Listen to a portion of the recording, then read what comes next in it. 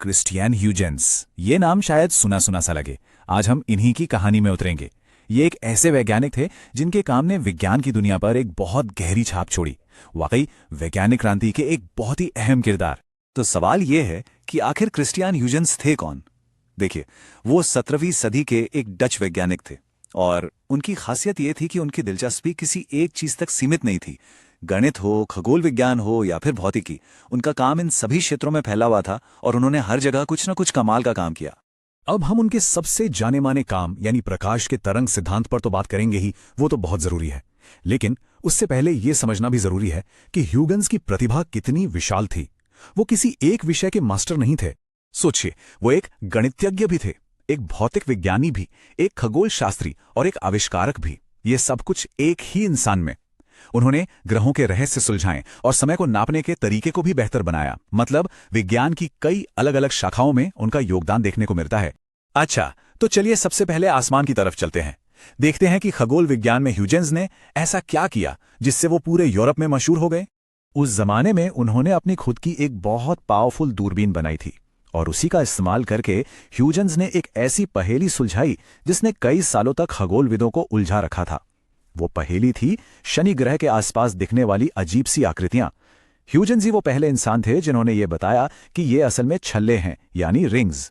उनकी व्याख्या बहुत साफ थी। ये एक पतला सपाट छल्ला है जो ग्रह को कहीं से भी छूता नहीं है। अब सुनने में ये शायद आज आसान लगे, पर उस जमाने के हिसाब से ये एक बहुत बड़ी बात थी।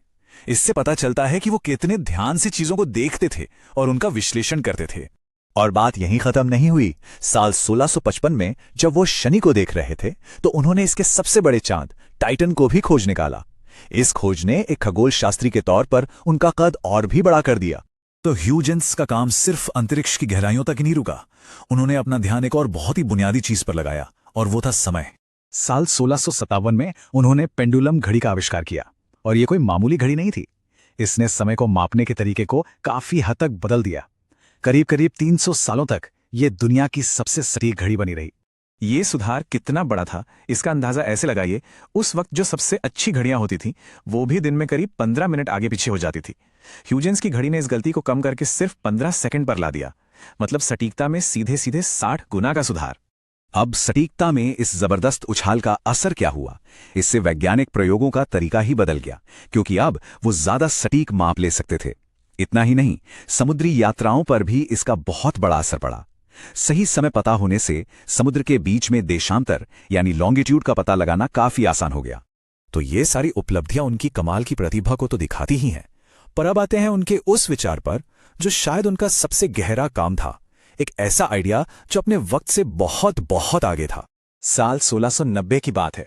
उन्होंने अपनी किताब ट्रैटे दला लुमियार यानी प्रकाश पर ग्रंथ में एक नया आइडिया सामने रखा। उन्होंने कहा कि प्रकाश जो है वो छोटे छोटे कणों की तरह नहीं, बल्कि तरंगों यानी वेव्स की तरह चलता है। उन्होंने ये भी माना कि ये तरंगे ईथर नाम के एक अनदेखे मीडियम से होकर गुजरती हैं, जिसके बारे में उस वक्त के वैज्ञानिक मानते थे कि वो पूरे ब्रह्मांड में मौजूद है। तो सवाल ये है कि उन्होंने इसे समझाया कैसे। इसके लिए उन्होंने एक बहुत ही दिलचस्प सिद्धांत दिया, जिसे आज हम ह्यूजेंस प्रिंसिपल या ह्यूजेंस का सिद्धांत के नाम से जानते हैं। जरा कल्पना कीजिए, जैसे तालाब में लहरें उठती हैं। उन्होंने कहा कि प्रकाश की तरंग पर मौजूद हर एक बिंदु खुद एक नई छोटी छोटी गोलाकार तरंग पैदा करता है, और फिर ये सारी छोटी तरंगें मिलकर एक बड़ी तरंग के रूप में आगे बढ़ती हैं। अब ये आइडिया उस जमाने में काफी विवादों में रहा। ऐसा क्यों? क्योंकि ये एक और बहुत बड़े वैज्ञानिक सर आइजैक न्यूटन के विचारों से बिल्कुल अलग था। न्यूटन का मानना था कि प्रकाश तरंग नहीं, बल्कि बहुत छोटे छोटे कणों से बना है, जिन्हें वो कॉर्पस्कल्स कहते थे। उस समय न्यूटन का कद विज्ञान की दुनिया में बहुत बड़ा था। साथ ही कुछ चीजें ऐसी थीं जिन्हें ह्यूजेंस का तरंग सिद्धांत ठीक से समझा नहीं पा रहा था। इन वजहों से ज्यादातर वैज्ञानिक समुदाय ने ह्यूजेंस के इस विचार को नहीं माना। तो फिर आगे क्या हुआ? एक आइडिया जिसे लगभग भुला दिया गया था, वो आज की मॉडर्न फिजिक्स का एक इतना जरूरी हिस्सा कैसे बन गया? कहानी में एक दिलचस्प मोड़ आया, लेकिन काफी समय बाद। लगभग 100 साल तक ह्यूजेंस का यह आइडिया ज्यादा चर्चा में नहीं रहा। फिर 19वीं सदी की शुरुआत में थॉमस यंग नाम के एक वैज्ञानिक ने अपना मशहूर डबल स्लिट एक्सपेरिमेंट किया। उन्होंने दिखाया कि प्रकाश में इंटरफेरेंस होता है, और ये एक ऐसी चीज है जो सिर्फ तरंगे ही कर सकती हैं, कण नहीं। इसके बाद ऑगस्टिन जीन फ्रेस्नेल ने गणित का इस्तेमाल करके यह साबित कर दिया कि ह्यूजेंस का सिद्धांत वाकई सही था। तो कुल मिलाकर क्रिश्चियन ह्यूजेंस का योगदान क्या रहा? वो एक खगोल शास्त्री थे जिन्होंने हमारे सौर मंडल को समझने में मदद की। वो एक आविष्कारक थे जिन्होंने समय को सटीकता से नापने का तरीका दिया। और सबसे बढ़कर वो एक ऐसे विचारक थे जिनके प्रकाश के सिद्धांत ने, भले ही उसे शुरुआत में ना माना गया हो, आगे चलकर आधुनिक भौतिकी की नींव रखने में एक अहम भूमिका निभाई। ह्यूगिन्स की कहानी हमें विज्ञान के बारे में एक बड़ी दिलचस्प बात सिखाती है, ये कि विज्ञान में प्रगति हमेशा सीधी सीधी नहीं होती। कभी कभी बहुत अच्छे और जरूरी विचारों को भी सही साबित होने के लिए अपने वक्त का इंतजार करना पड़ता है।